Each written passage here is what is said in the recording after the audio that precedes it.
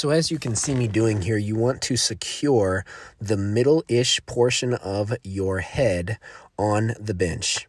Then you want to drive your hips down as low as you possibly can and extend your elbows back while keeping your shoulders depressed against your back. Okay, what that means is you are pressing your shoulders away from your ears and into the bench for stability.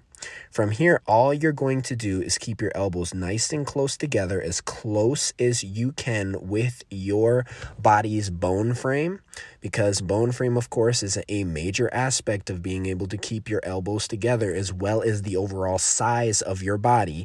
You want to keep your elbows together as you are inhaling as the weight comes down and behind you, and then you are still keeping the elbows together as you are exhaling and pressing the weights up.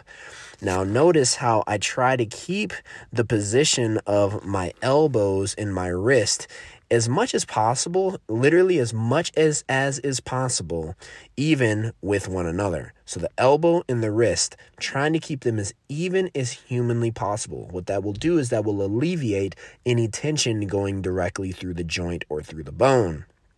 Obviously, what that will do is that's going to enhance the feeling that you feel in your actual muscles. Now, I'm going to show you this with my client, Derek, here. Client and protege, Derek, also the accountability partner of my online programs that helps me help my clients get awesome results. Now, he is a great example because he had a little bit of scoliosis that he has dealt with throughout his entire life. So I've worked with him. I got him really lean and also very strong, and also had him get a certification as a movement specialist as well as a precision nutrition level 1 coach.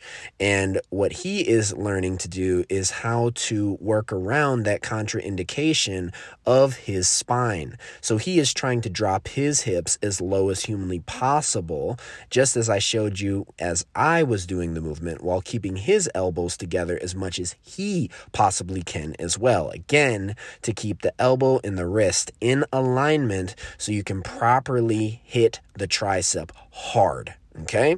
As well as improve your shoulder mobility. Good job, Derek.